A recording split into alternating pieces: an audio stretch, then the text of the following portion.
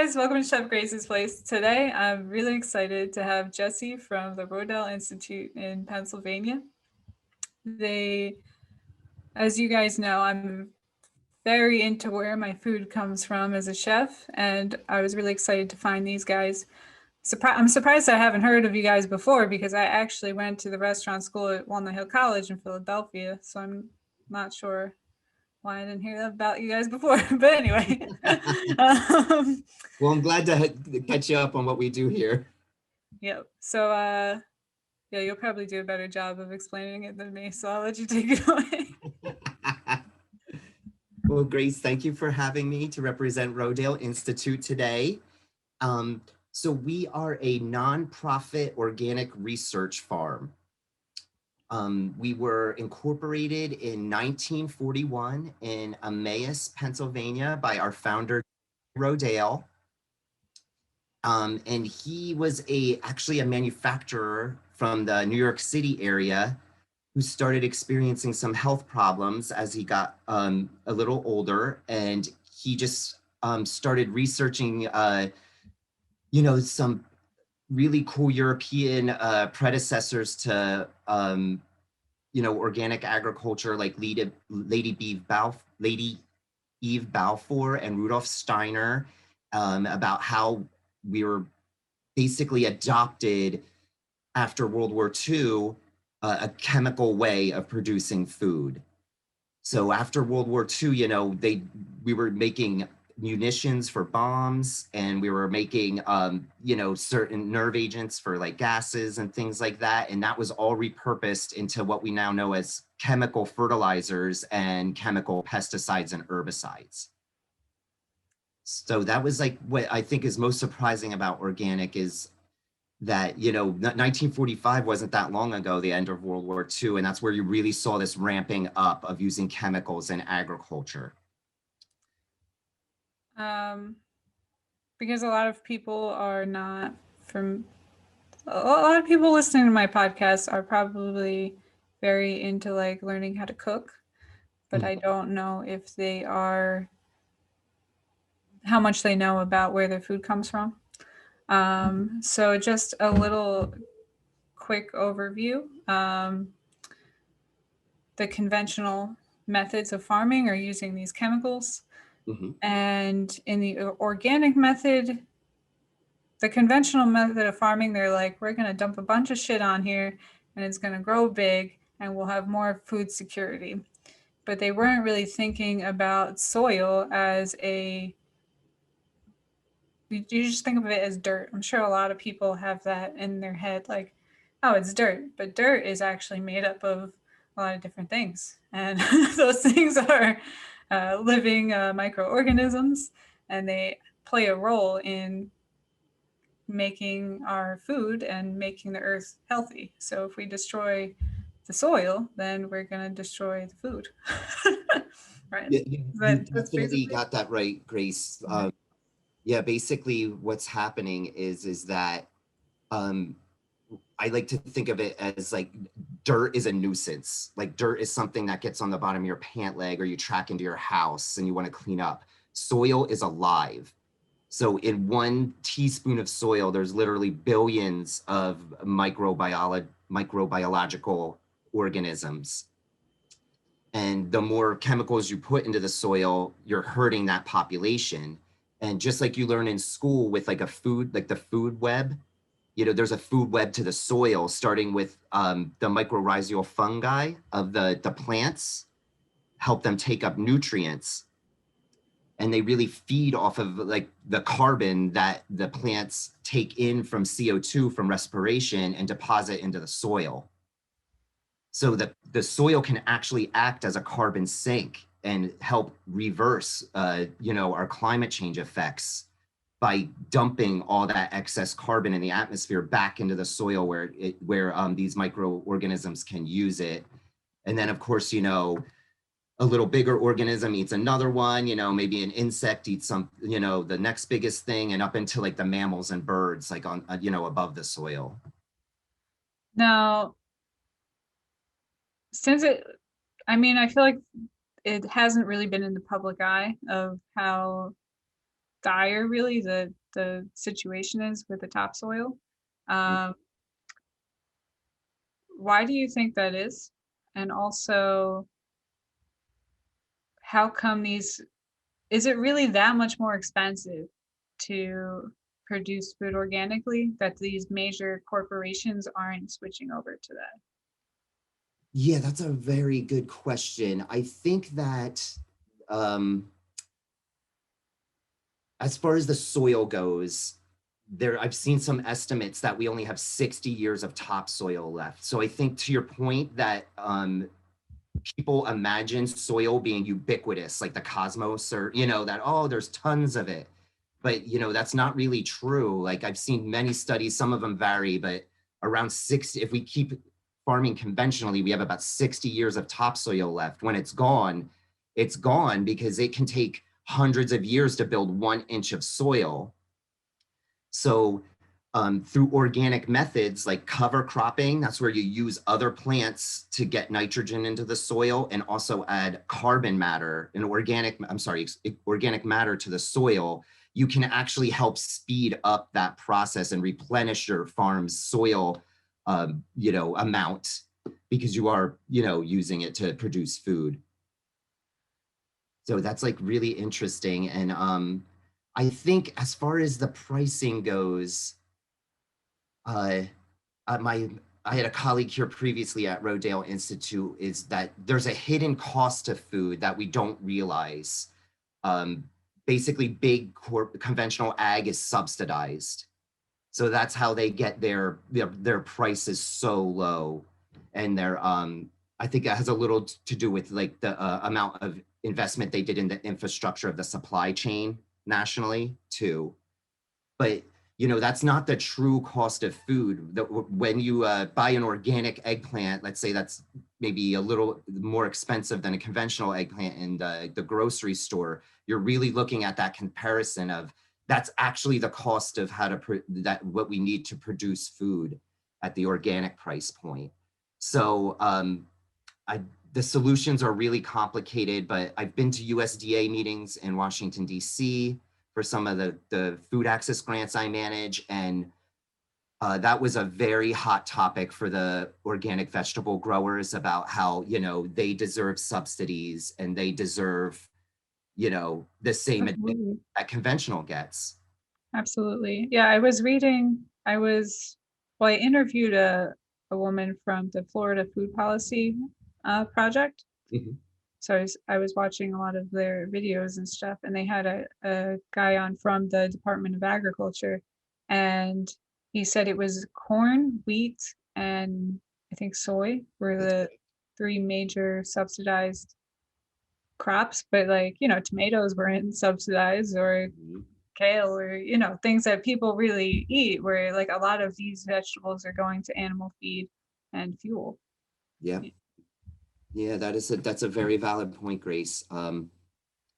Yeah, and one thing I've learned from my food access programs too is through these programs, I have like a double SNAP program at our mobile markets, the WIC check program, the Farmers Market Nutrition Coupon checks. If you incentivize, vegetable eating, people will do it. Oh yeah, I mean, this year SNAP has saved my life because I lost both my jobs from the pandemic. But I noticed that the people that were also receiving the benefits, number one, these are people that have just lost their jobs and they had, they didn't go to farmers market. They didn't have time to go to the farmers market beforehand. So they didn't even know that they could use their SNAP benefits at a farmer's market. But also, most people who are working all the time don't know how to cook. Hmm. So they've been getting, prepared foods. So they don't know, like I got a whole crate of zucchini or yellow squash Hmm. because they were going to throw it out because no one was buying it because nobody knew how to cook it. Yeah. So I made soup, I made roasted squash, I made Yeah. all these things. And then in my community, a lot of people, just in my apartment complex alone, a lot of people had been laid off. So I was just like, hey, you want some soup? Because it was like It was like 30 pounds of squash going Oh, to wow. waste. That was So, really awesome way to repurpose it. Yeah, and a lot for my food access programs, I basically manage primarily what I do for Rodale Institute to back up a little bit is I manage these food access programs. So we have this RIFT program which is Rodale Institute Farmer Training, and we also have a veteran farmer training program. And these candidates can apply for a paid internship here. They come for maybe part of the season or actually the entire season has been getting more popular. And they learn from, March until the end of the season, the seasonality of the crops, when you plant them, when you start the seeds in the greenhouse, when you transplant them. And then um, I take over at the heart, like kind of at the point of harvest, because much like you, I was a high volume corporate kitchen manager. And I'm also a front of the house manager for a farm to table restaurant in Bethlehem, Pennsylvania. So I do have a good perspective of both the kitchen and the front of the house side. Um, but yeah, so uh, my food access programming does have a cooking demonstration component. And I've worked with the Food Trust, who you might be aware of because they're from Philadelphia. They're a nonprofit food and nutrition, cooking and nutrition education. They came out of the Reading Terminal Market, I think was their birth into their nonprofit status. And they've been helping me in Reading. And then we have this another nonprofit called Cooking Matters that's based out of our Feeding America Food Bank, Second Harvest Food I Bank think here. I've heard of that one. I think maybe is Frank Oliveri involved in that one? Maybe. I'm not sure. Feeding America is definitely a national, like nonprofit chain. Well, I mean, the Cooking Matters. I feel like he was telling me, I interviewed him on a podcast. And I think he was telling me something about That's great. something like that. Yeah, he's definitely the Cooking Matters is national too. Yeah. I've just been working with our chapters basically, but we do they do help me with the cooking demonstration part. Maybe coming up with the recipes. I'll tell them what vegetables are available week to week. I send it to the chefs or chef volunteers. They come up with a vegetable. We usually try to keep it kind of simple because we're cooking at a farmer's market, so we have limited infrastructure. And then of course the Food Trust provides a bilingual and Cooking Matters provides bilingual recipes too for Oh, that that's cool. population. English and Spanish? Yep. Wow. Yeah. And so you sell all the fruits and vegetables you produce at farmers markets throughout Pennsylvania? Yeah, so basically what it is it's a mobile farmers market. Because we're a nonprofit, we don't want to go to like a traditional farmers market. So what the mobile market allows us is it's mobility that I can like go to these low income neighborhoods and set up. So sometimes it's kind of like a food truck model. So sometimes like we're always at the YMCA on Saturdays. So you can always find us there in Allentown. And we're always at the Penn Street Market in Reading every Thursday. But then I will coordinate with various community organizations like WIC offices and maybe senior subsidized housing like complexes to do these like pop-up markets so we can actually just bring the food to them, which is really great because as living in a city you can have some transportation barriers to accessing food.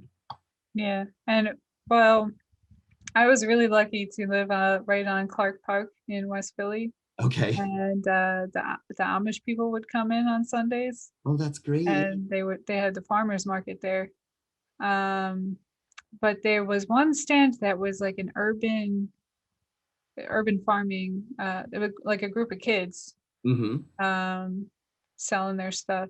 And I mean, it was funny because like they were I don't know what like how they were growing it, but like compared to like the Amish people, it was like, oh, this must be like a student thing. There's some challenges to urban agriculture, mainly space, right? Because Yeah. you got to find like these lots that the city will donate or that you can rent maybe from somebody who actually owns the lot, like a private citizen or something.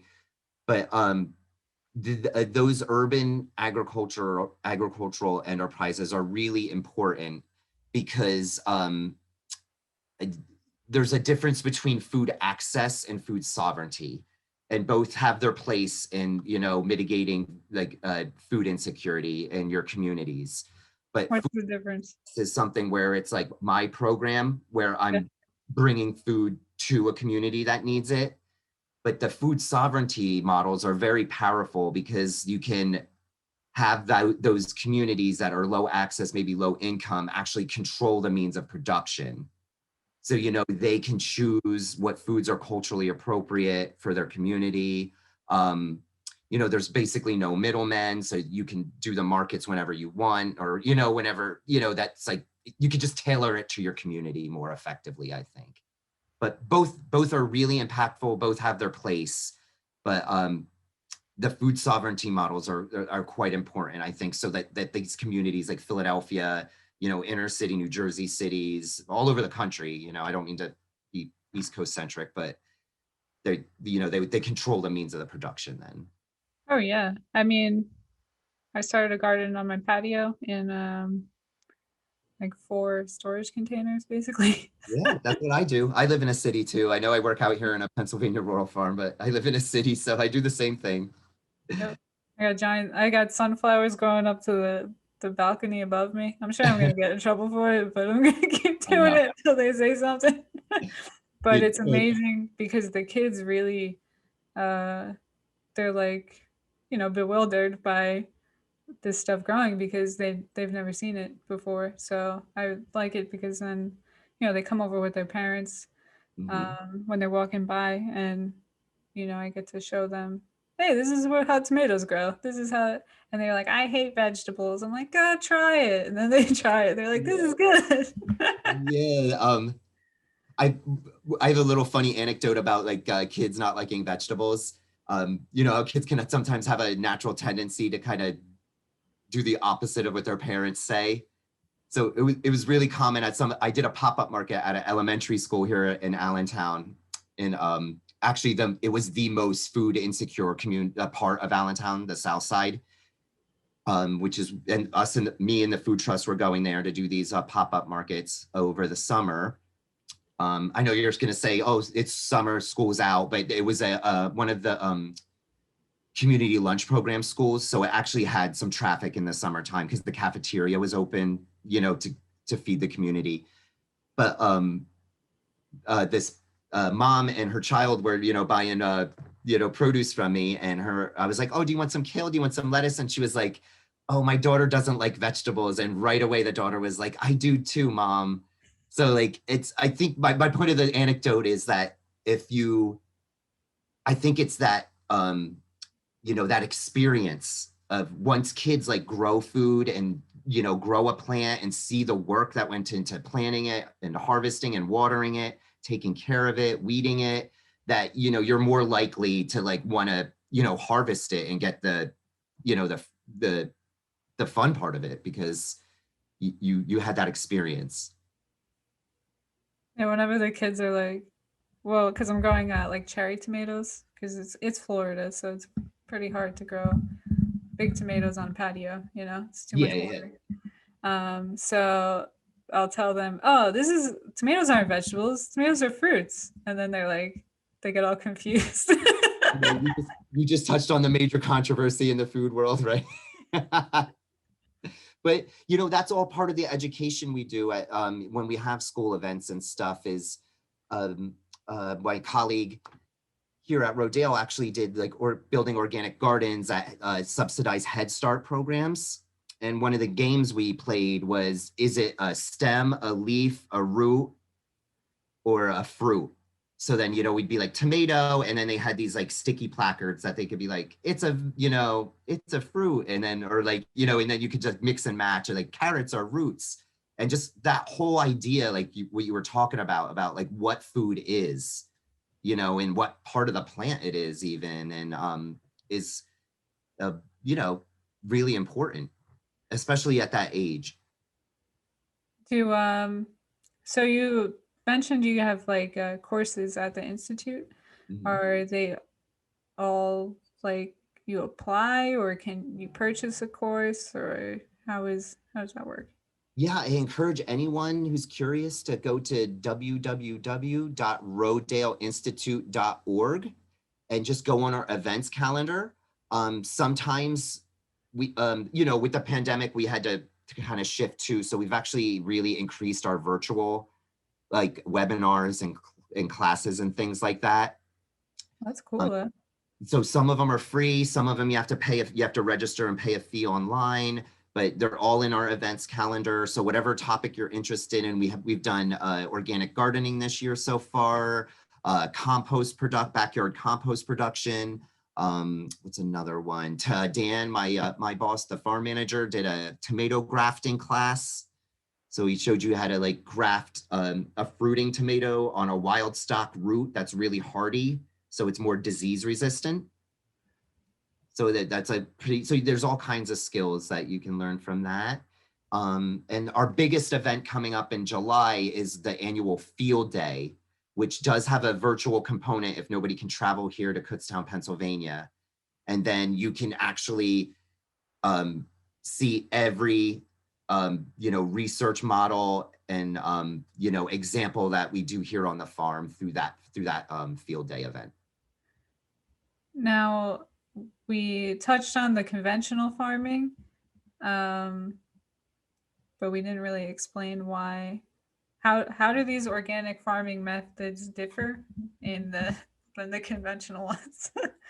Sure. So most principally, we use you want to use biological solutions to growing food, not chemical, is like probably the easiest way to explain it to somebody just learning about it. So one of the major things that organic farms utilize that might be utilized on conventional farms, but not to the extent that we do, is composting. So any kind of plant waste and even, you know, animal waste, if you're raising animals, can be composted. And then that compost, you're basically making a soil amendment, what we call that, because you're going to add it to your fields or your pots if you're, you know, a home gardener, to increase the nutrients in your soil through that managed decomposition of organic material. And then secondly, I think another big difference, and this is actually getting more popular in conventional farms, is the concept of cover cropping. So if you use things like hairy vetch and other legumes, you can, they are nitrogen fixers, like things like beans and things actually can put nitrogen into the soil. So we'll use those to kind of like beef up our nitrogen levels in our soil.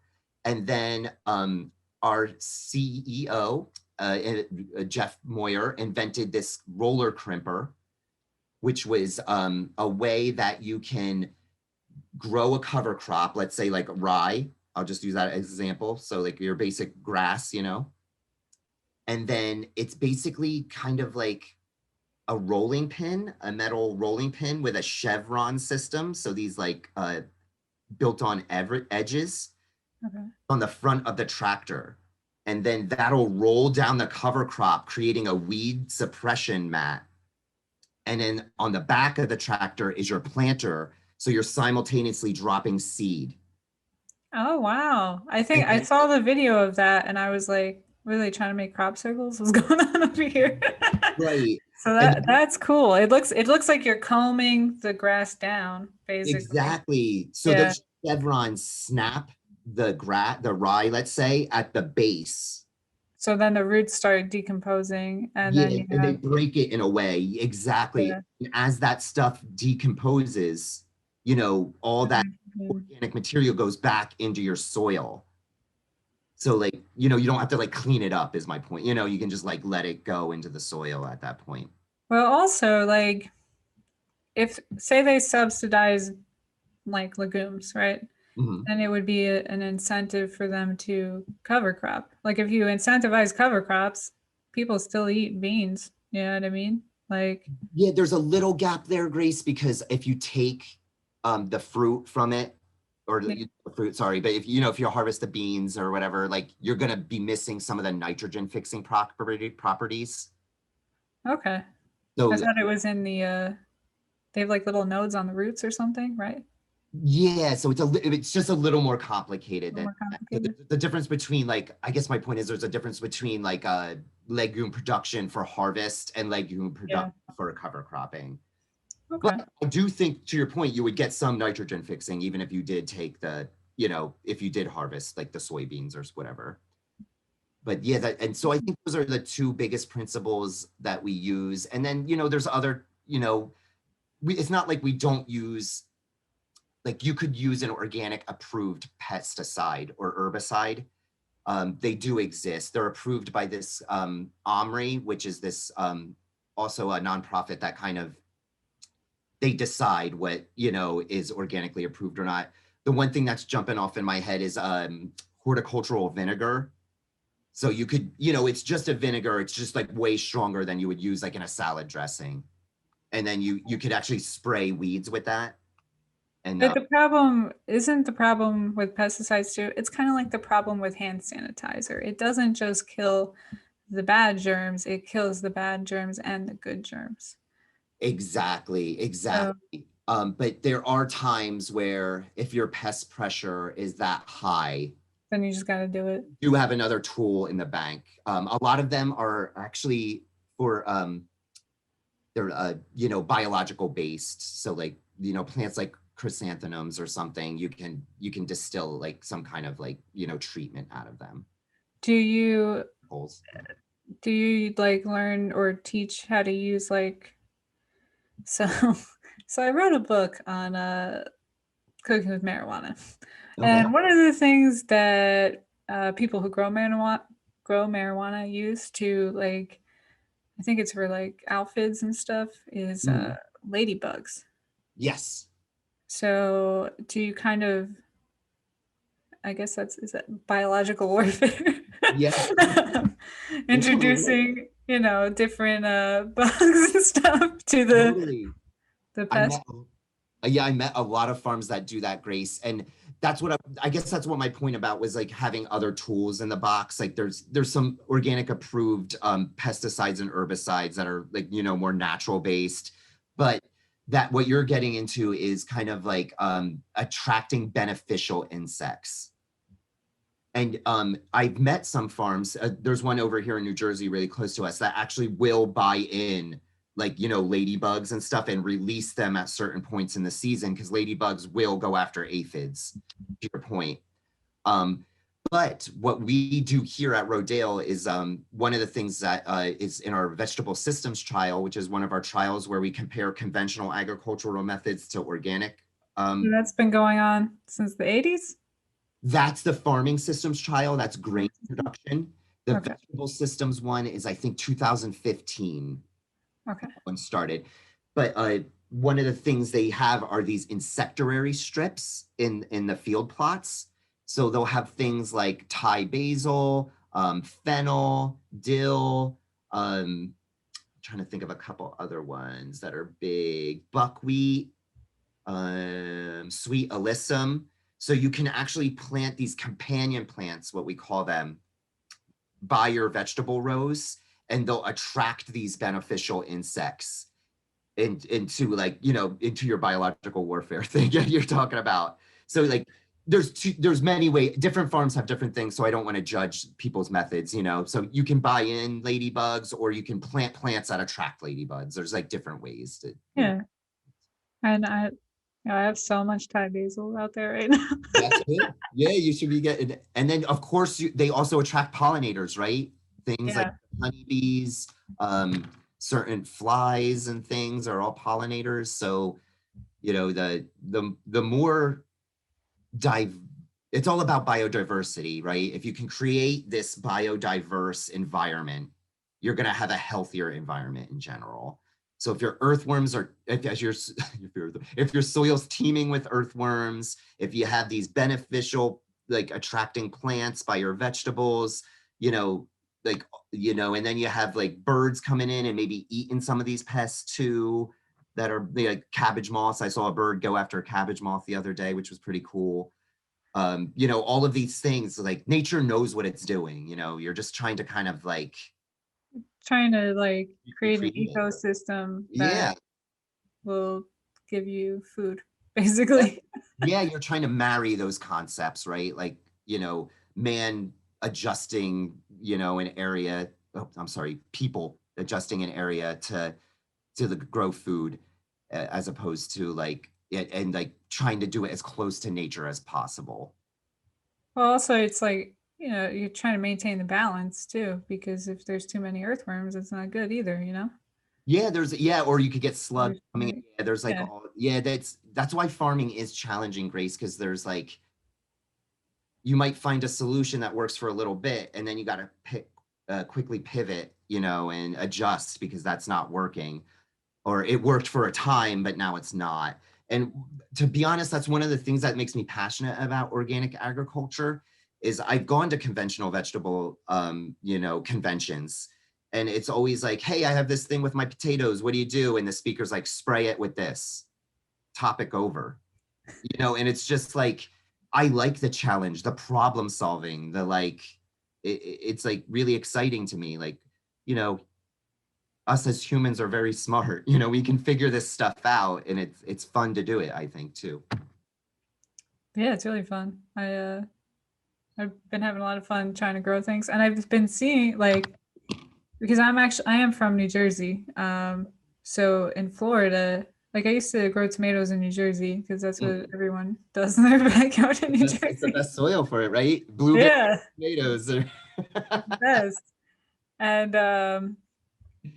but the even like the growing season for tomatoes, like I last year when I tried to grow tomatoes, I grew them in the summer, which is the one time you don't want to grow tomatoes in Florida.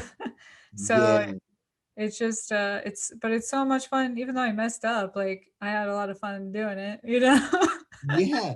And you actually, that's a great segue because Rodale Institute has just opened some regional resource centers in Georgia and in Iowa and in California. And part of the reason of that was as all of our, research studies have been based out of here in Kutztown since, how you touched on, since the early 80s. So, we would get some feedback from the national farmers, even international farmers, saying, hey, it's way too dry here for that. Or, my growing season's 3 months in Alaska, not 6 or 9 or whatever.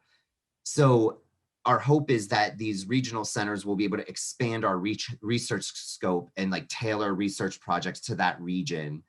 Um, That's amazing. it's That really humid and hot down in the South Florida, Georgia, California's really dry and, has a lot of viticulture going on. Iowa is, probably going to be they're going to want to know a lot about grain production, organic grain production, because it's like the corn belt and soy belt. So, yeah, so that's one exciting thing that has happened very recently here at Rodale. one of speaking of international, I follow a lot of gardeners on like YouTube and that kind of thing. Yeah. But one of them talks about um, a lot about no-till versus Mhm. till, and I was wondering if you can explain what that means to the viewers. Yeah, excellent. That's a great thing we should talk about actually. So tilling the soil is when you use, it doesn't have to be a tractor implement, but typically you can see like a tractor if you imagine it, and that's where you really like are kind of dropping like some kind of implement like a plow into the soil and breaking it up. But as we just talked about, the biodiversity in the soil, all those mycorrhizal fungi, it's like a web, it's almost like a spider web, like a network. And even like bigger things like earthworms and stuff, they're all going to get like cut up, and like disturbed.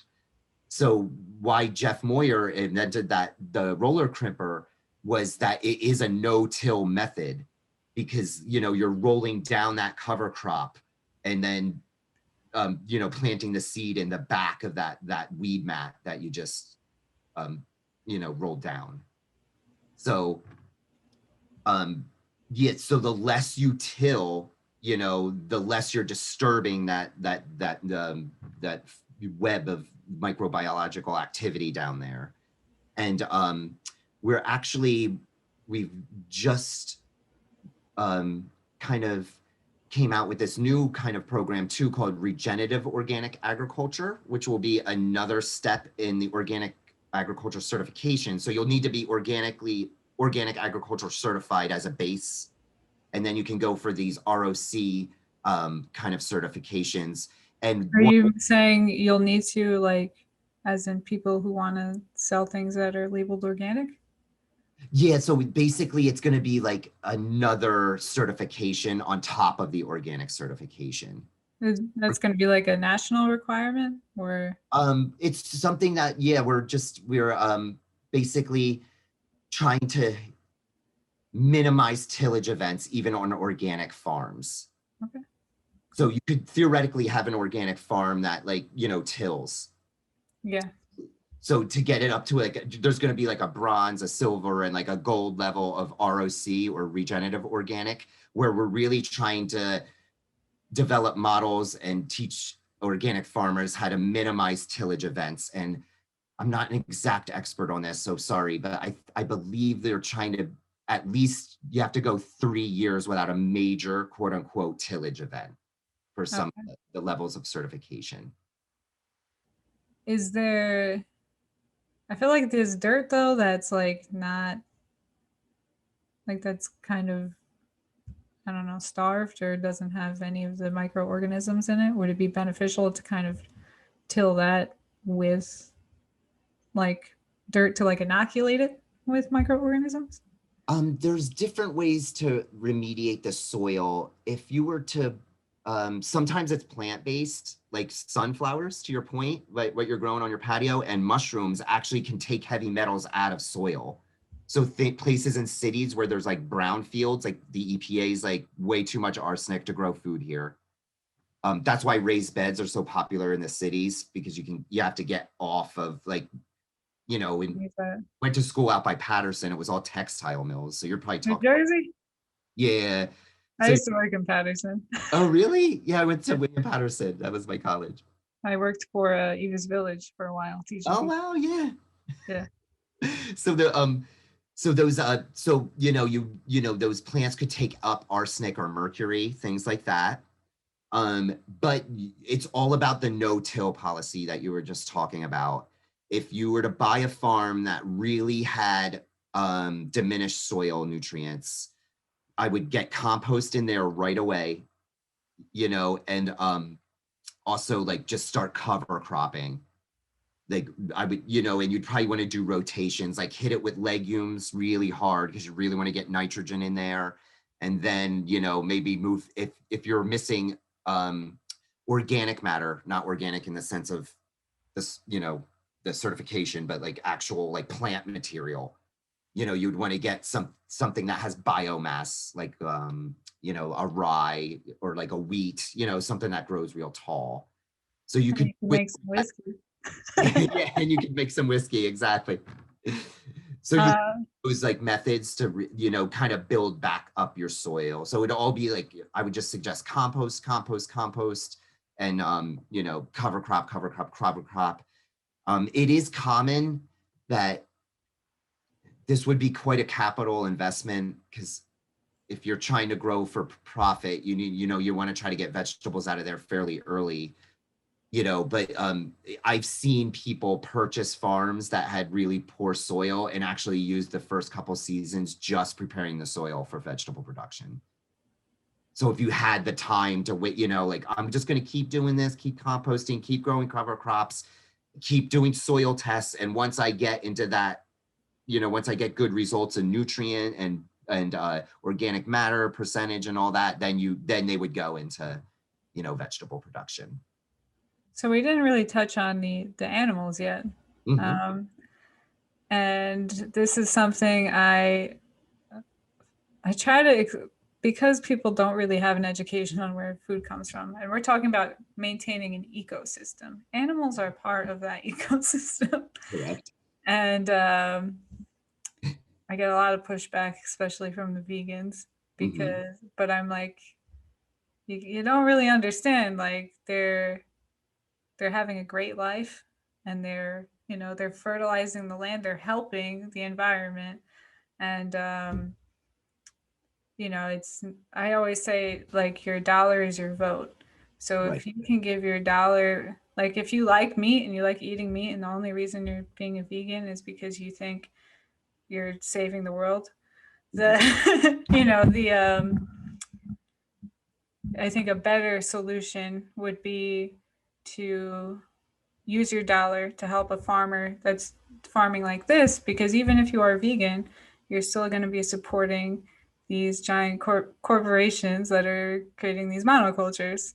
So that's my argument there. But if you could tell us a little bit about how these animals are, I know they're rotated, but Sure. how we use them. Yeah. And that's I first of all, I just want to go off of the bat that, like, if you're doing veganism for a morality reason, I don't want to dissuade people from that. I know a lot of purely vegan farmers that, like, will actually. Well, yeah, but I know a lot of them that, I'm talking about the ones that say they're vegan and then they go and they eat these highly processed foods that try to taste like a hot dog, and it's not a hot dog. Yeah, These are the sure, ones I'm sure. talking about. Yeah, and I guess my point was that here at Rodale, since we're a research farm, we have to be cognizant that there are, organic animal husbandry businesses all over the country. So it's really our mission to kind of like come up with, the research and the data to help them. So we're not going to really differentiate between, a certified vegan farm versus like somebody who's just raises cattle or maybe does diversified vegetable and like poultry production or something, because you can do it, to your point, in a responsible and ethical way. So basically what we want to move away from are these concepts of CAFOs. So that's a confined animal feeding operation. So that's where you have, I like to call them like factories. Like, post World War II, the other thing we did really well was like mechanize everything, right? It was like the birth of the Model T, the assembly line into like, into like Everything. current times, Yeah. So like, so, when you treat animals like in a factory environment, that is problematic, because a few things happen. One, they never go outside. So, it's their instinct. Like, we have hogs here at Rodale Institute. It's their instinct to get out into the pasture, to use their nose, to root around, to make a wallow, to lay, because they can't sweat, so they have to make like a kind of like a hippopotamus. They have to make like a mud bath to like cool down in the summertime and stuff. So like by raising them in a concrete paddock in like a barn where they have no movement is cruel, basically. So yeah, they can't let hogs be hogs. Let them run through the pasture, let them eat. We actually plant certain plants for them, like different brassicas and tillage radish and stuff, partly because it kind of works like cover crops and getting organic matter into the soil, but then it's fun things for them to dig up and eat. And it also lowers our feed that we have, the organic feed we have to supplement them with, because they're getting some food from the pasture. And then to your point too, they're, basically their feces, adds fertilizer to that soil. And I just want to go ahead and say we're not growing vegetables for like consumption, with, like close to like when the animals were in the pasture. Because there's, you being a chef, there's food safety things with like animal disease and stuff. With So E. coli, you don't want yeah, that. exactly. So this is all very planned, and like you want to get the animals in there when all the vegetables are gone and nothing's going in there the rest of the year, or way before the vegetables go in there. And there's, we have to follow regulations basically to ensure food safety for people. How long do you have to wait, like, I before think they poop? I think it's 120 days for items that possibly touch the ground. So things that grow low in tomatoes and fruits and things, because they theoretically could touch the ground. And I think it's 90 days for grain production, because corn and wheat grow so high, like it's like way off the ground. So you have a little more You have a shorter time period for that. But yeah, so basically what you could do is just, all of our, we have these basic movable systems. So chicken tractors, we call them. So they're in electric fencing where there's plenty of space for every chicken to have like its own kind of like, roam around and space. They could scratch for bugs, be chickens. And then once they utilize all that organic material, you could see the pasture kind of get quote unquote beat up, it's like time to move them, and you move them to the next section and they do that. And then that whole time they're leaving their feces and like, nitrogen and all the stuff you get from their fertilize, to fertilize the soil. So we do the same thing with the hog facility. It's kind of designed like a clock. So you can open certain doors and let them out into like, let's say paddock 1. When they beat that up, you close the door, you open the next door, they go out to paddock 2, beat that up. And then, by the time they get around to paddock 1 again, It's time to, it's recovered. that's pretty cool. Yeah. So yeah, that's like basically what we do. And we mainly raise, we have laying chickens here. So we do some egg production. We do some broilers. So we do have some chickens for meat production. And then we have a hog production as well. And we are looking forward to some of the feedback we got from our farm animal training program is people wanted more cattle experience. So that's something we're working on for the future for, pasture grass-fed, beef production as well. It's really cool. Mm-hmm.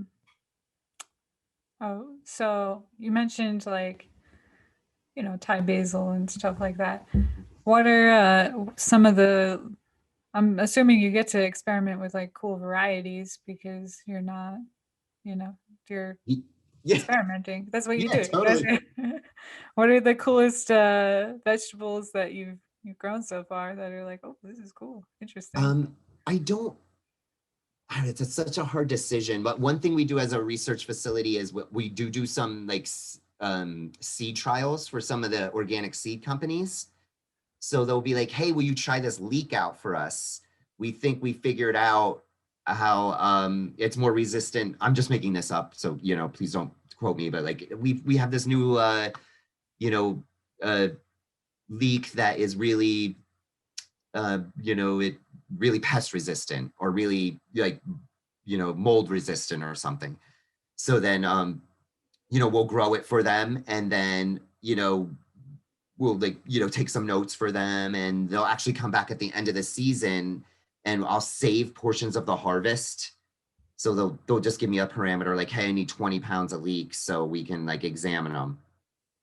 And then the seed rep will come here and they do their little tests, they cut them open, they say like this, they want to see the field where it was grown. They'll interview Dan, our farm manager, and be like, how was this compared to like the standard leeks that you've been growing in the past? And like Dan will give his honest feedback, like, hey, this was really good, or hey, it was really good germination, but when it got into the field, I saw some problems.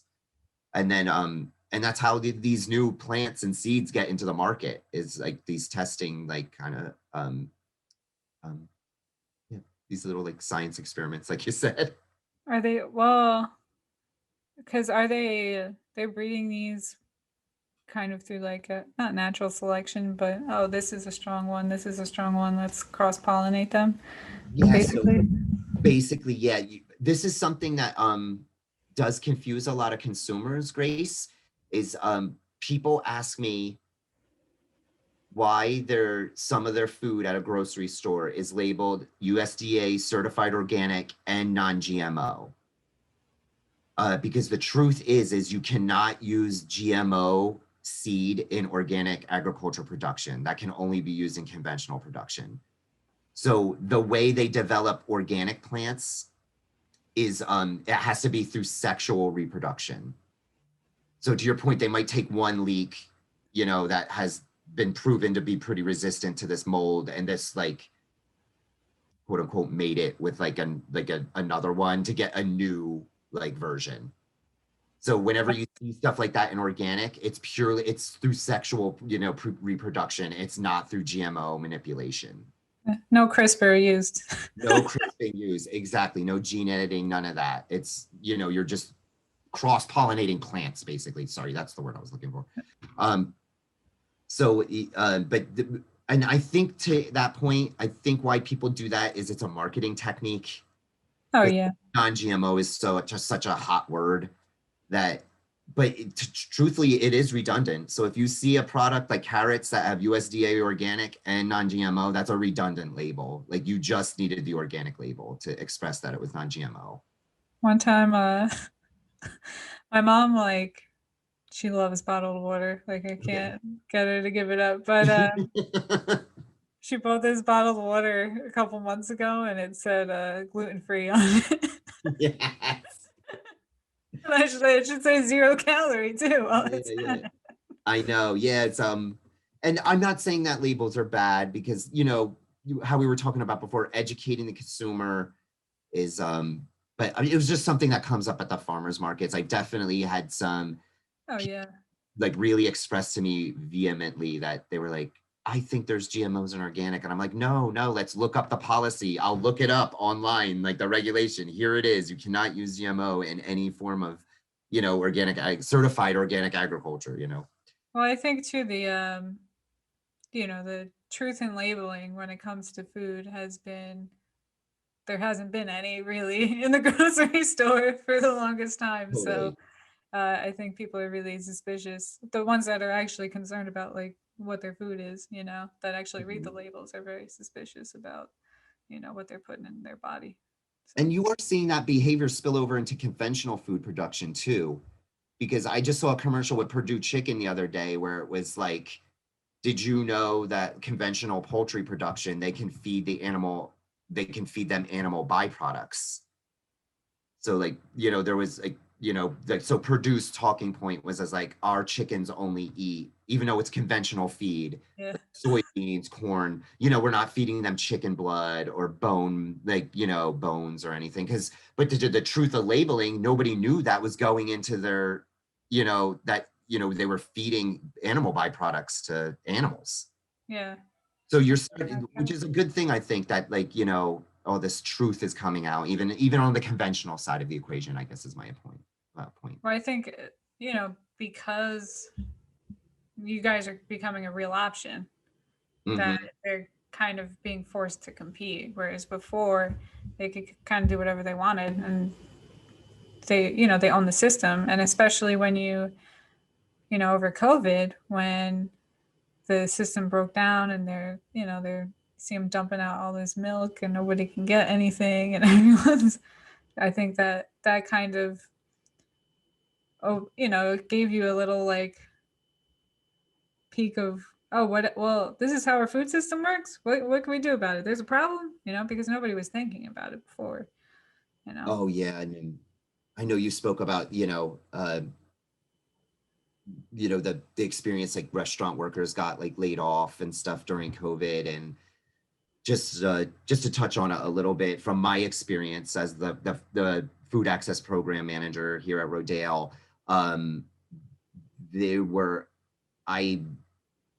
we had to adapt like other businesses because we had to do like virtual orders and things like that for our plant sale. And I did these pork packages last year that were just like flying off the shelf.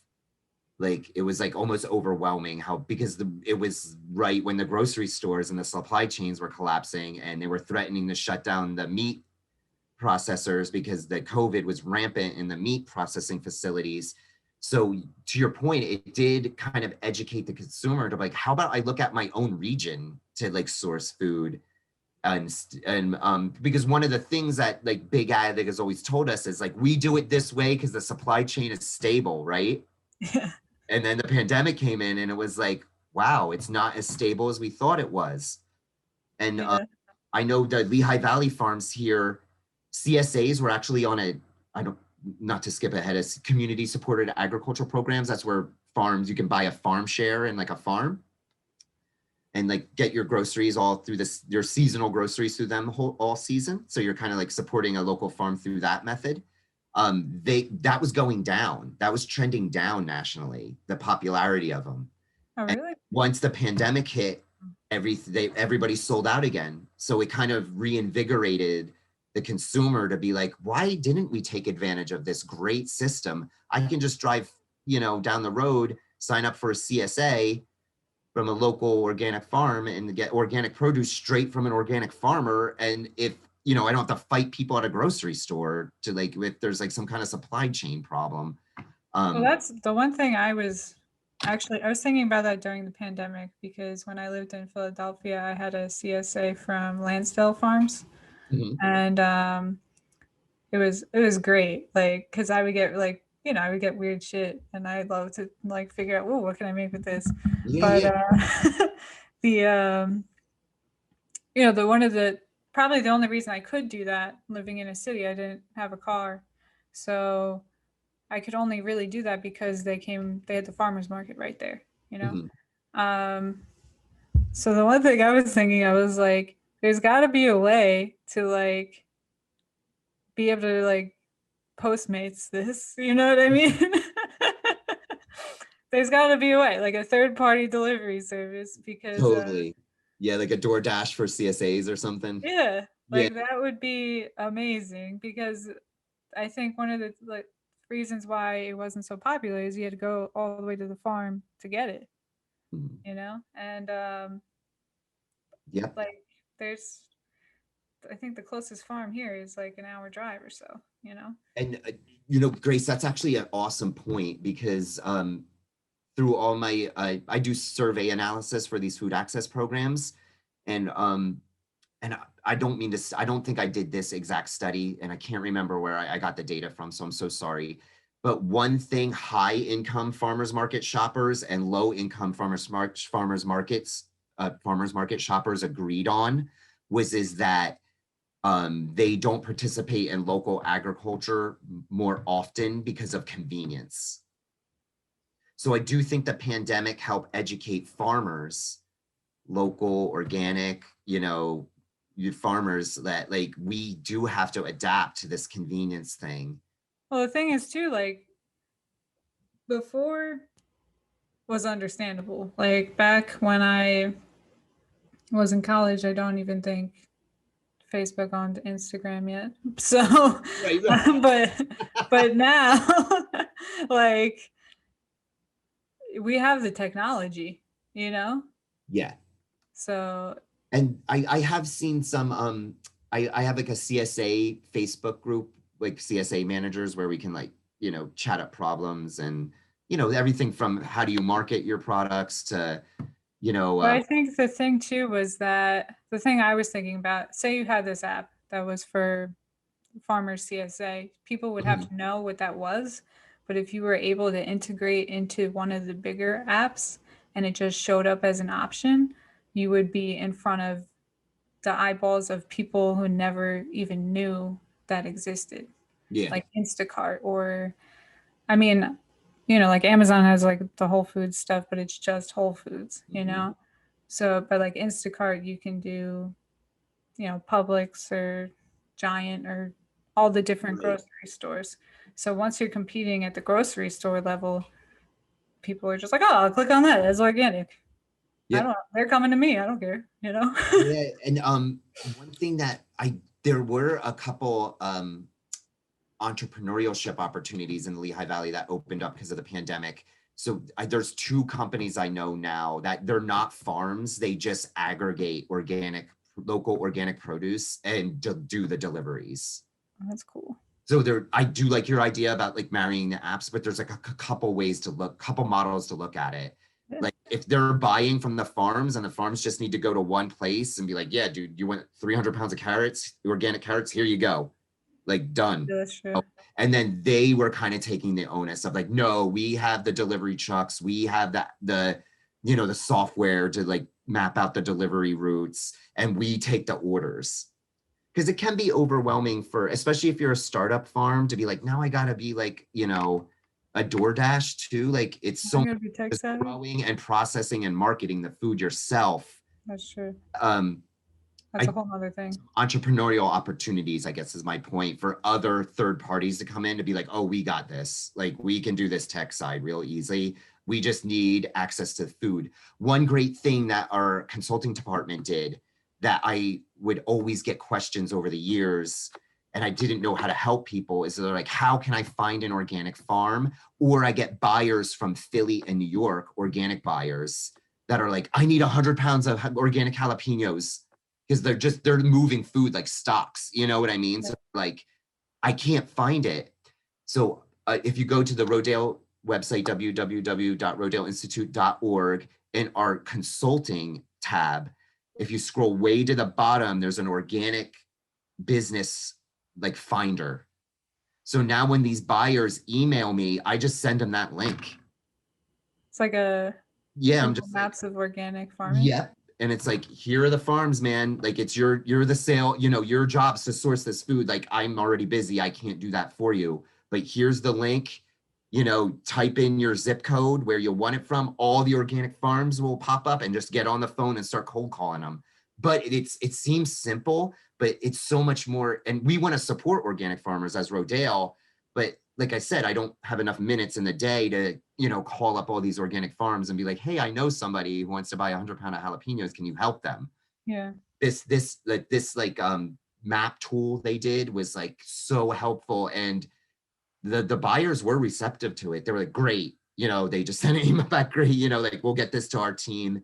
And so that's one way I've been linking, you know, regional organic farms with these buyers. Because Have that's you? one thing I've noticed over the years, there's a disconnect. Like the Yeah. producers can't find buyers and the buyers can't find producers. So we really need to like find, like the food's out there, I think. We just really need to find a way to connect them directly. And I think you're right, it is through technology and apps and things like that. There's a lot of, I mean, Philly, like, because I grew up in New Jersey, like, right, I mean, you know, by Paterson, so very Mhm. close to New York City. Yep. So even, you know, as a kid going to New York City and everything like that, compared to when I went to school in Philly, like the movement for organic, I felt like was way stronger in Philly than it was in New York even. You And do it get was, pockets, yeah. yeah, it was just like I was in the I was in the slow food chapter at my Yeah. school, and I Mhm. was, you know, that's was one of my big introductions. But pretty much every place I worked at, I mean, high end places, they were all trying to, you know, source local, which was pretty cool. Yeah, that is very, very cool.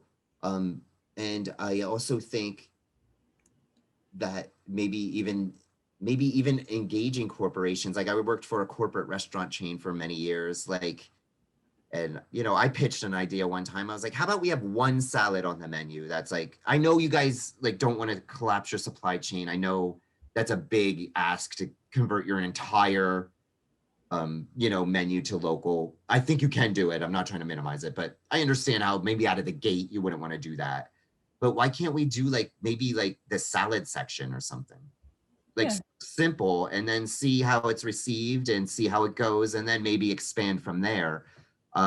Yeah, so I think there's a lot of opportunities like that. And you know, one thing I've learned from the demographic data from the food access programs is even the low income, like millennial and Z generation, are very supportive of this.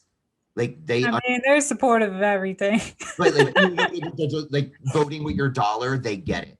Yeah, they get it. And they are like, you know, I want to buy ethically produced vegetables and meat products. Like, you know, uh, there is a generation gap, I think, too, but partly Yeah. with Well, it. also there's not that many young. I feel like it's kind of like the renaissance of farming almost, where maybe there's a lot more young people coming in and now. But when I was in high school, like that, it wasn't even an option. You know what I mean? Yeah, and just like we're losing topsoil, we're losing farmers. The Yeah. average farmers in their mid 60s in America, the average farmer landowner is closer to 80. So some of those like 80-year-old individuals are basically like kind of probably leasing out their land to like farmers in their 60s. So we have been seeing more, you know, younger generations wanting to get into this field, and we need them, to be honest. And that's one of the major components of our veteran and or Rift farmer training program here is that if we make farmers, they will go out and be great ambassadors and land stewards. They're going to start certified organic businesses, because another statistic that's mind of blowing, Grace, is that only 1% of organic of US soil is certified organic, but yet the market is starting to increase into like the mid-teens for who's purchasing organic. So we've already have a gap where there's 1% of the land certified organic, but it's commanding, let's say, 14 to 18% of the marketplace. So as that goes, gets into the 20s, 30s, 40%, like that, we definitely need to increase certified organic land in this country specifically. Well, then it also seems like another issue would be, these young farmers coming up like me, like we're clobbered in student loan debt. Like we don't have enough money to purchase land either. Yeah. So I don't know. Is there some sort of program that once you would get out that you partner up with one of these old farmers or something? Yeah, so basically we do, and this is very regional. We have I think a good step for a farmer that's struggling with debt is when they get out of, let's say, our training program, which is like 9 to 10 months, that we have some relationships with regional, what we call incubator farms that are nonprofit. So they will basically lease you acreage at a really, really reasonable rate, like almost next to nothing. You can start your business there with the hopes that once you get some capital flowing, then maybe you can take the transition to be like, wow, this incubator farm got me started. I was there for 2 or 3 seasons. I did this 200 member CSA. I have some good cash flow now. Maybe now I'll look out at maybe purchasing a small plot of land or leasing a small plot of land from. There's also some other models that are, I mean, every model has their problem, right? Their plus and the minuses, but I've seen some co-ops. So where there'll be a bunch of young farmers that'll go in on 20 acres together, and they all get 4 acres, and they all try to grow different things, not to encourage monocropping, but just to kind of diversify the landscape there. Well, there's a lot of, I guess, co-ops like that in urban gardening. Yeah, it's a common model, but for more like in a rural setting, where you bigger acreage and stuff like that, and then you can pull resources, and maybe you can, hey, I hate growing carrots, you like growing carrots, and then maybe I can buy carrots from you for what I mean, and you can start kind of bartering and trading products back and forth. Or you can even rotate crops. Like, oh well, I'll grow my carrots over here now, and then the next season I'll move to where you were, and yeah. I've seen every idea like that. Yeah, any solution you can come up with for that. But yeah, so there's definitely, our farmers are older, so we need farmers, and we need organic farmers specifically, because 1% is nowhere near. I foresee the demand's going up every year for organic. And you mentioned, I know we're getting a little short on time, but you mentioned the I forgot what it's called, the grass flattener, the roller crimper. The roller crimper. Yep. I think another common misconception is that organic farming is like a bunch of people picking every fruit by hand, and some people would think, oh, that would cost a lot because you got to pay people to go pick the fruit. But you guys are using modern technology to organic farm.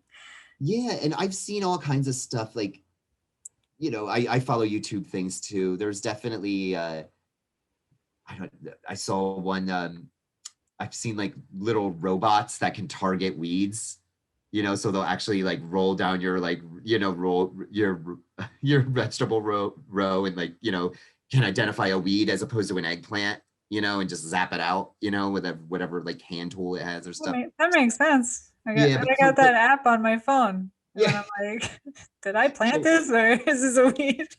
Yeah, and I've even seen like RFI chips that will tell you like the nutrient density of the eggplant is the highest right now. Like you need to harvest it within 24 hours and stuff. So I do think there is a role for technology in organic farming in the future.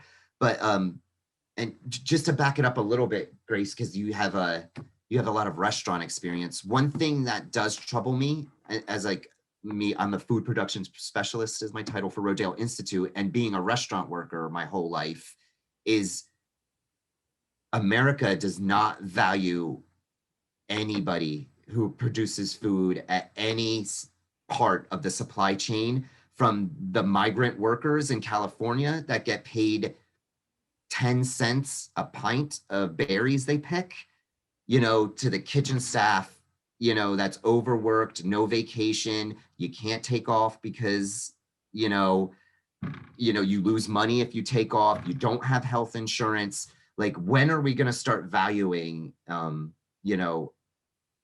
entire food production network, from growers, from field harvesters to the busboy or the dishwasher?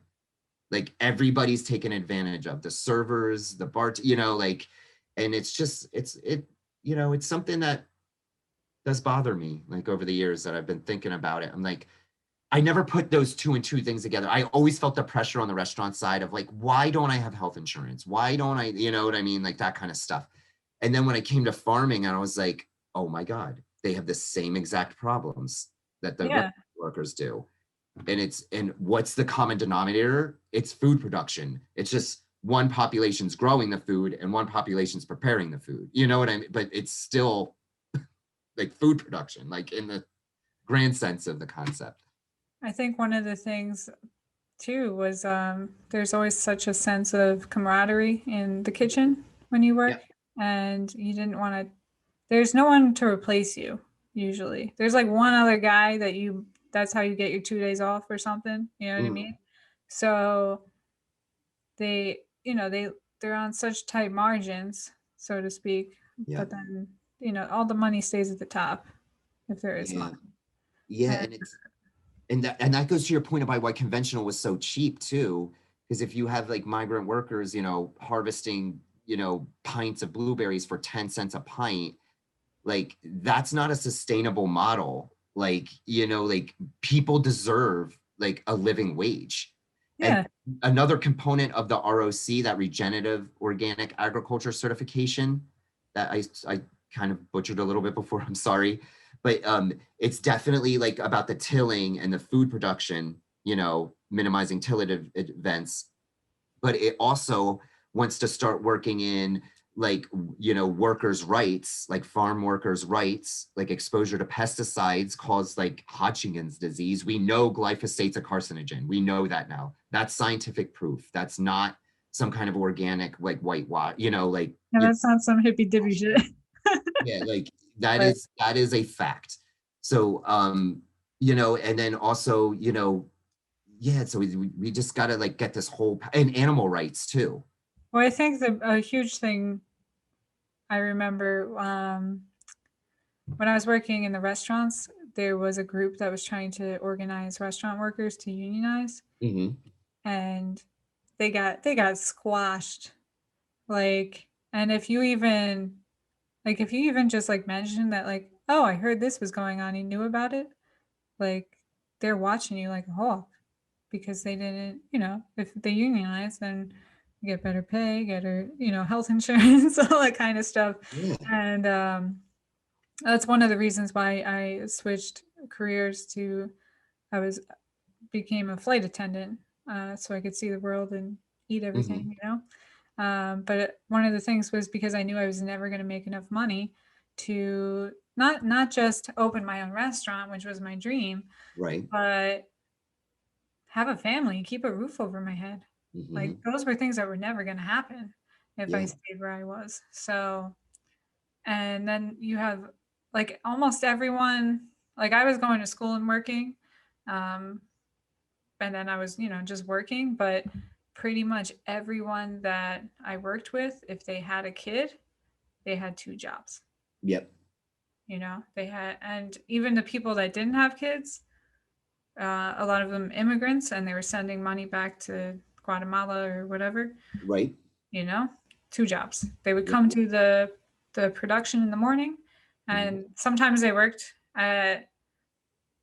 wouldn't work at the same restaurant because then they were violating some of the OSHA stuff. Sure. But then they would go to a different restaurant in the same network of restaurants, and Hmm. they'd work the line at the other restaurant. Hmm. And it was just, it's not. There's a difference between surviving and thriving and living. Are you living to work or are you working to live? Exactly. And to your point, I don't mind working two jobs if that's somebody's personal choice. Yeah, To do that, you should be like really well off. You yeah. You should be two rich. jobs to pay rent. Exactly. Like if If you're working 80 hours a week, you're yeah, rich. Like that should be it. exactly.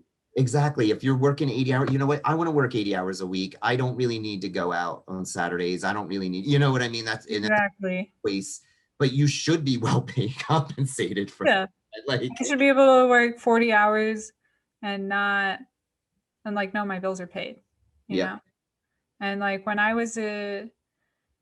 when I was a kid, but maybe before that, like people were talking about people that were, like a general manager of like a Staples, like they could Mhm. buy a house. You know what I mean? Right. Like like that doesn't happen anymore, Totally. So, Yeah. Yeah. So that was, I'm glad we got to touch on that a little bit because I was excited when I heard that you had the restaurant background because it comes up sometimes in my role here as Rodale Institute, but I don't think I get to talk about it that much. And also too, the concept of that comes up is can organic feed the world? And the FST, the grain trial that you spoke about before, does have 40 years of data showing that organic outperforms conventional in times of drought, and that the yields are very comparable to like conventional grain production. But one thing that gets slipped under the table is that I like to back it up and go, whoa, whoa, whoa, whoa. We waste 40% of all food, whether it's conventional or yes. organic. And that was one of the things So when you we are brought up the growing. restaurant. Yeah. These restaurants, they throw even the food, the food that's half eaten, that shit can get composted. Yep.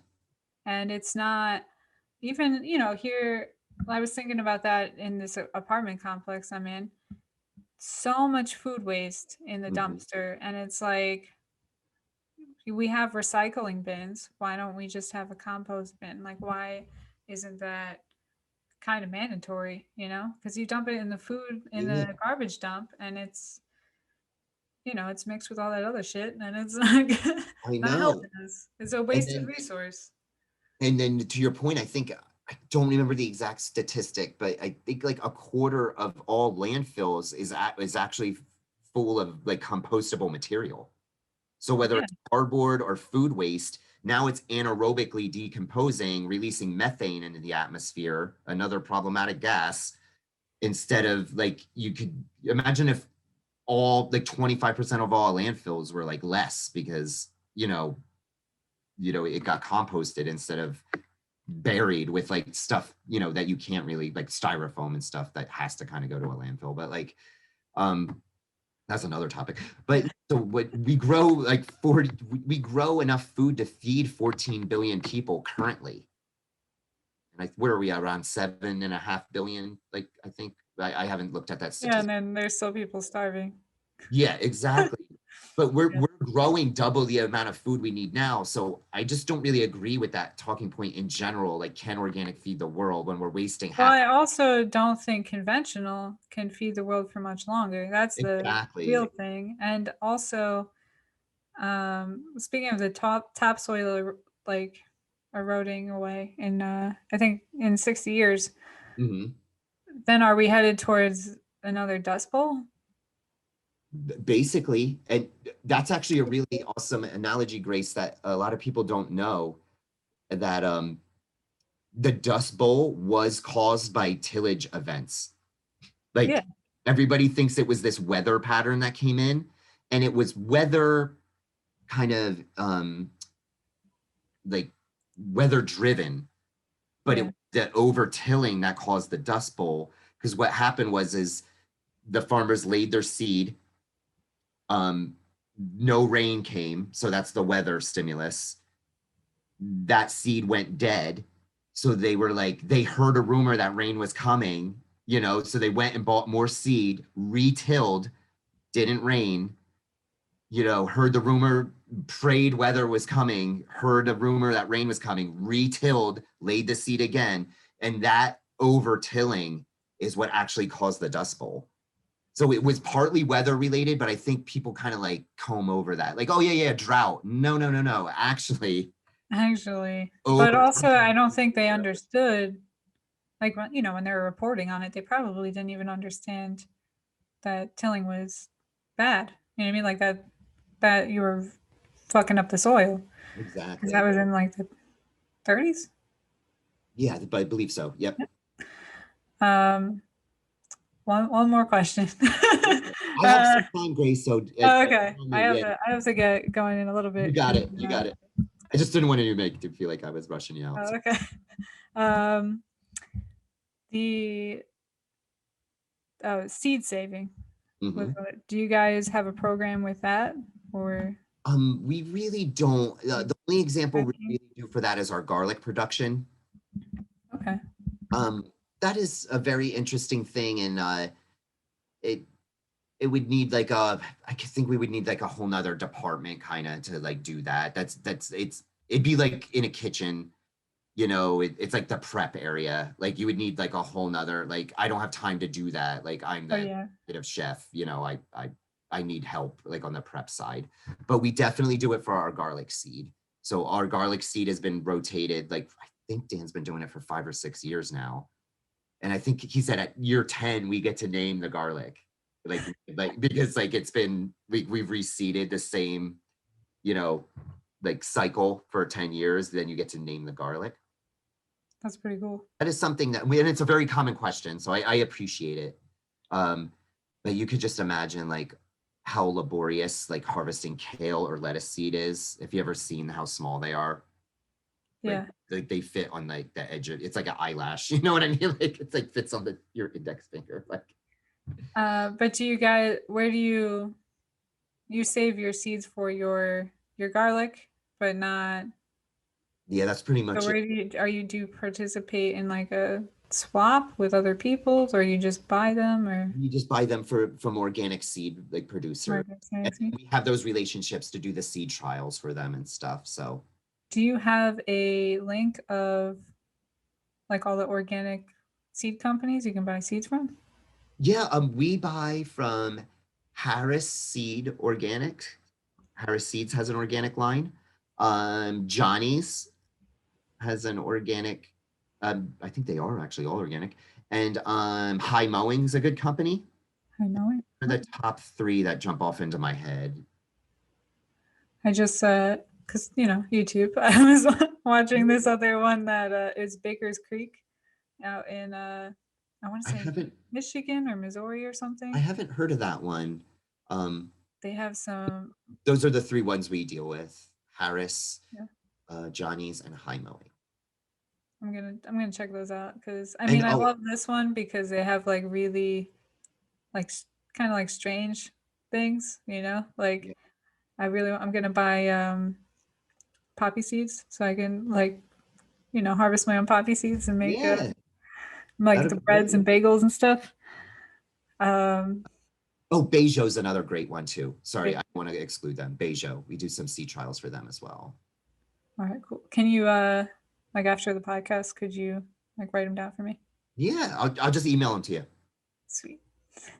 And then, oh, one thing I wanted to touch on, I know you're running out of time, is, you know, the organic agriculture, as far as like the history of Rodale Institute, like I said, was very motivated by that 1945 like conversion to like chemical He production. said he was the guy who started it was a manufacturer. Yeah, Um, that's what from did he Manhattan. manufacture?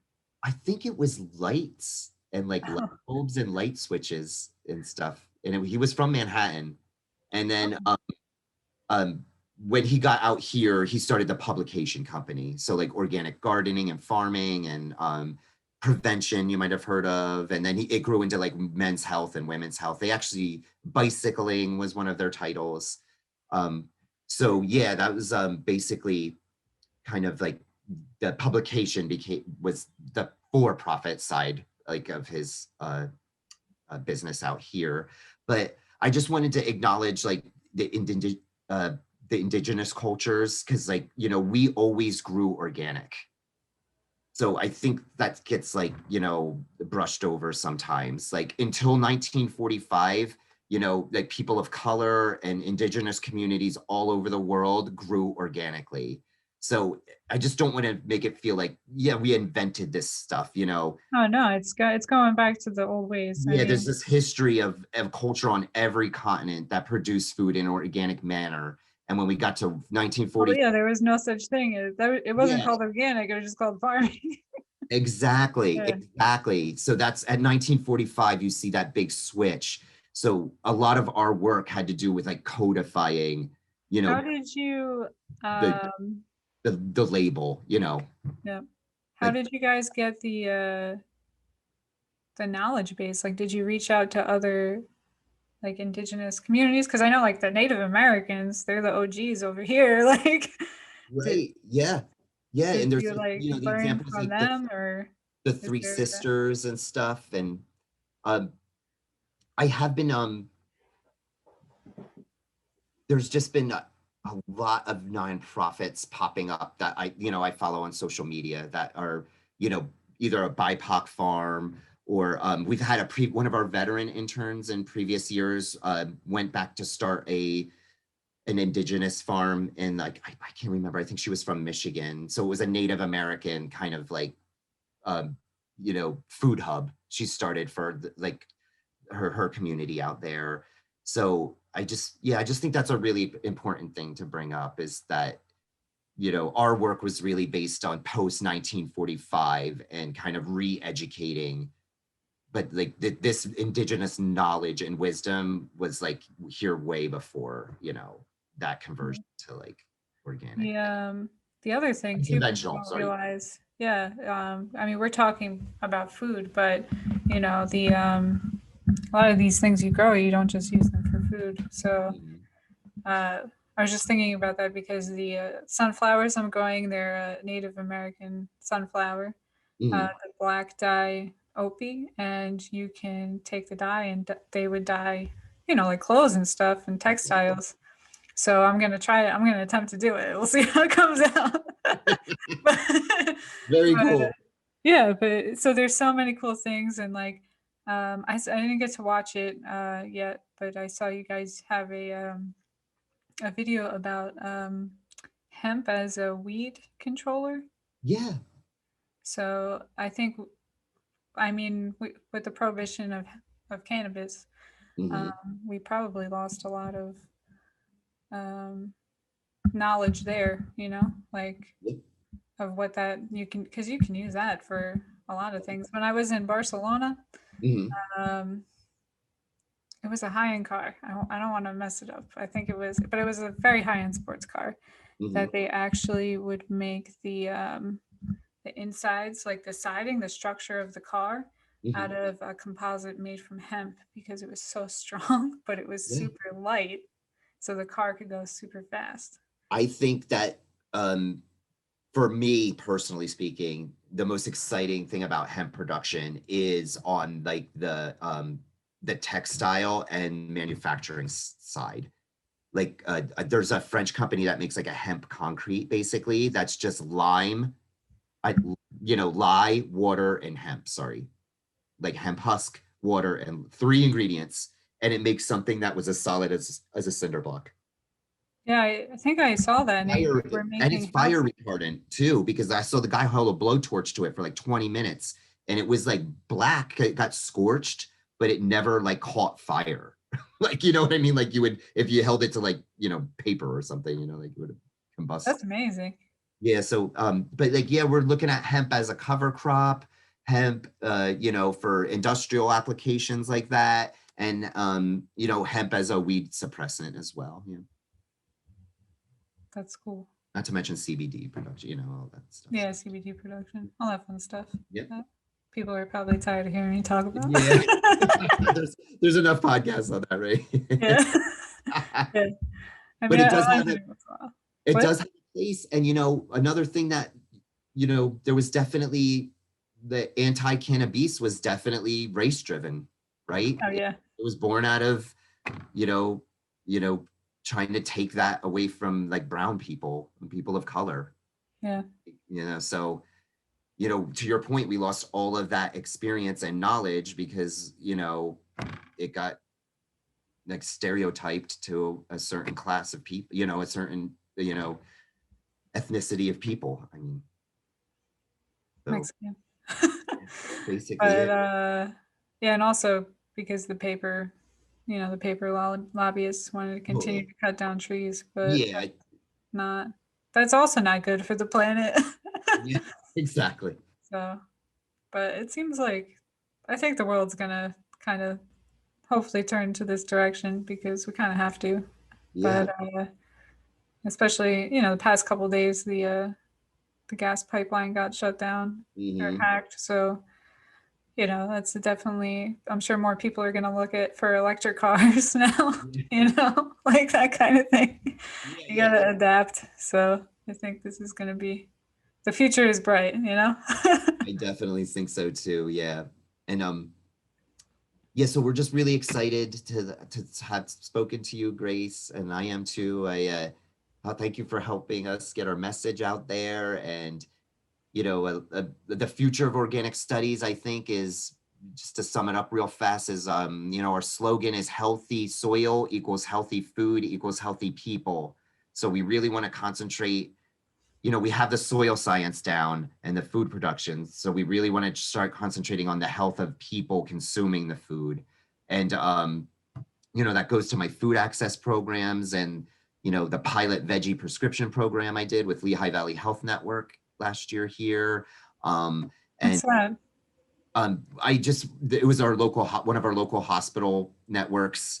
We did a mini pilot run of patients were chosen because they had at-risk health behavior, whether it was like cholesterol or like low food access, a myriad of problems. And they were given free health screenings by PhD students. And then they got a veggie prescription, quote unquote, that they could bring to the mobile markets that I set up, and I would trade them in for like produce.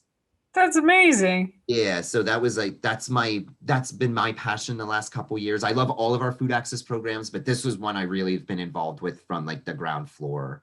So we're looking to partner for grants in the future and try to expand that study of that pilot project we did. That's really amazing because I try to tell people too, like healthy food doesn't have to taste bad, you know. So Exactly. if you give them Food is medicine. yeah, And the health networks are starting to recognize that if you use food to mitigate these health diseases early, you actually save money in the long run on like, the insulin or something that somebody uses when they're diabetic, when they're older, or like invest in people's health, and it'll lower health costs for everybody. And it'll probably open up healthcare access to everybody because the costs will come down. but the unfortunate thing is the way our system is set up. I don't think they want the costs to come down. I think the healthcare networks are from the meetings I've had, and I can only speak in my region, they're really passionate about it, and they see it's unsustainable too. They see that. I think that's kind of driven more by big pharma, like, Yeah. make a pill, we can make money. If we get a pill, we can make money. But we're starting to realize that food is really the best way to stay healthy. And, eating a balanced diet and, eating colors, you know, like reds and purples and greens and, you know, you're a chef. Preaching to the Yeah. choir. Preaching to the choir. But you know, maybe someone who's listening hasn't heard it before. But yeah, it's just it you know, it also just it tastes good, so you want to eat Yeah, it. And the so many problems can be solved with just diet and exercise. And when exactly. you grow your own food, like I can't wait to buy a house and have a garden. Like that's my I'm more excited about the garden, I think, than the house. The garden and the kitchen. And but that's exercise. Like that counts. You know what Oh I mean? yeah, and there's actual studies. There's a famous Harvard study. 20 minutes working in soil raised. I don't want to misquote it, but it significantly raised serotonin levels. And I think during the pandemic, anybody who did have a garden, I bet was probably gardening a lot, like, you know, with the Oh social yeah. distancing and that stuff. So it really does, it like, you know, affects your mental health, gardening and farming and working with soil and working with plants in a positive way. I mean, it definitely I mean, I can't really express how much it helped me because you know, I had like everything just got ripped away from me in like Mhm. 3 days. Like Yeah. I thought, you know, and I was like, shit, like if I didn't have my boyfriend supporting us, like we'd be fucked. Oh, yeah. But one of the things was like I I was having trouble with getting my SNAP benefits and my unemployment to begin Mhm. with. And I just went, all right, we got to start growing some food. Yeah. Like you're talking about food sovereignty, like Yeah. that's exactly where my mind went to. Yeah. And that's how the garden started. That's great. And thank God I didn't actually need to depend on the garden because the first season was not successful. Oh no. But like I tried to grow sweet potatoes in this bag and you know, I had the beautiful vines coming out and everything. And then one day I went to water it and the vine wasn't attached to anything anymore. Oh Like no. something had just eaten everything underneath. And I dug up, like, where are the potatoes? The only thing that was left was the skin from the original. Oh yeah, something totally ate it. Yeah. Did you did you ever try to prepare the sweet potato greens? No, I didn't know you can eat them. I our one of our previous interns was from Louisiana, and one week we were really like kind of short on CSA items. So like sometimes you got to get creative. And he's like, "Well, in Louisiana we eat the sweet potato greens because our sweet potatoes weren't ready to harvest yet, but you know they were vined out." And I was like, "No," and like you know we all Googled it to make sure, and I was like, "Yeah, there is." They were like, "It's highly you." The searches I did, they highly suggest you cook them. Yeah. Like they said they didn't want to use the word toxic, but they said they can upset people's bellies raw. So like you got to wilt them down a little bit. I don't. It breaks down some kind of like chemical or structure Just in. add some garlic in it. It'll be good. Yeah, exactly. But you know, it was one of the most popular. I got so many emails from our CSA members because we're like, I didn't know you could eat these. Are you sure you can eat these? And I tried. Well, I braised them and they were great. You know, and you know it made like they're in the morning glory family, so it was kind of like a hearty spinach. You know what I mean? Like a Yeah. but I like was like, that's how I felt when I got the first time I ever had garlic scapes. I got mhm. them from the Lansdale Market, Yep. the CSA, and I didn't know what they were like. They didn't tell me what they were. I had to Yeah. like figure it out, and I was like, this tastes like garlic. Like, is it a scallion? Well, like, what is this? And but that's my favorite part is like Oh, I me can't wait too. to try sweet potato greens now. Yeah, please Are try they it. And super sweet? I love the scapes too because like you get the garlic flavor, but they're mild, right? Like you don't Yeah, like they're mild, you and don't get a then raw piece of garlic where you're like, oh, that kind of burns my stomach a little bit. I love. I mean, I could eat the raw garlic. I'm We pretty do good. too, and they're But the scapes are awesome for salsa verdes because like yeah, you know you can keep it green, but get like and that the garlic in there. but the best is like slicing them thin, and then Mhm. everyone assumes they're a scallion, and then you like blow their mind. Like that's the best. I can see that for sure. That's what I was doing, Yeah, but very cool. Yeah. That's my favorite part about gardening too. Is now I wish I knew that. I would have ate them. You can try again. Yeah, I'm gonna try. I'll try again. But I think it was. Yeah, next time if you lose the tubers, maybe you can save this the leaves. You'll be like, at least I got the edible leaves off of it. Yeah, I was like, yeah, it definitely. I mean, other things like grew, like the herbs grew. I grew Mhm. radishes pretty successfully, but That's they were right. in. The other thing is like if it's food sovereignty, you're trying to grow things that are calorie dense too, Yep. and but so I didn't get any of that. But I've saved hundreds of dollars. I've just in basil alone, I've Oh saved, yeah. so much money on fresh herbs. So it's Yeah. worth it. Organic fresh herbs are like I've seen organic basil for 14 to 20 bucks a pound. Yeah, it's the most expensive thing to buy and the easiest thing to grow. Totally. Yep. Crazy. I Hmm. guess it doesn't transport well. But there's a lot of vegetables that don't transport well, so you Hmm. never get to taste them. Like I just grew ground cherries for the first time, Oh yeah, yeah. and they're amazing. They Like totally are. Yeah. One things we struggle with our CSA and our mobile market production is like we do have a giant apple orchard, and we do muskmelons, but we don't have a ton of fruit actually. So those ground cherries are something I want to look at because they're solanaceous, so we can kind of probably work them into our tomato rotation. And then so but solanaceous means they like the sun. yeah, it's just a group of families. So peppers, tomatoes, and potatoes are solanaceous, so they're basically related. But I didn't know potatoes would be related to that. it's crazy. Yeah, I guess because plants are classified on how they sexually reproduce, so it's more about like how they reproduce than them like looking like Like each their other. features. Yeah, but those are the three big ones: potatoes, peppers, and tomatoes, and tomatillas, and Tomatillas. They're good. they're solanaceous. So, but to your point, yeah, the Latin name comes, from it because they love the sun, like they like it real hot.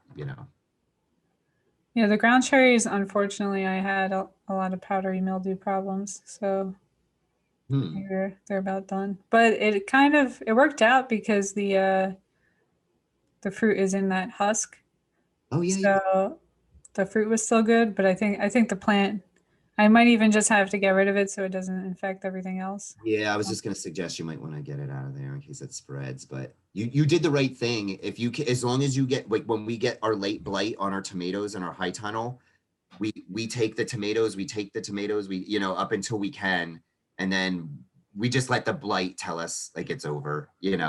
Time to get rid of. Well, time's up. Yeah, time's up. Nature's clock is like no more tomatoes for you guys this year. Oh, It's okay. okay. That's yeah. All right. Well, on that note, Yeah, I really appreciate the conversation. Thank you so much. it was a lot of fun. I hope you know, definitely come on again because I know Yeah. a couple months this will be lost to the YouTube abyss where they don't suggest it anymore, and we'll Yeah, make just sure we I'd keep be it happy to be on current. again. Awesome. All right. Thank you. All right, thank you. Have a Oh, good weekend. thanks for listening to Chef Grace's Place. Don't forget to like, subscribe, and comment, especially if you have any questions for Jesse. I'll make sure he gets them. And don't forget to go check out the Rodale Institute. Like, it's amazing. So why wouldn't you? I'll see you guys next time.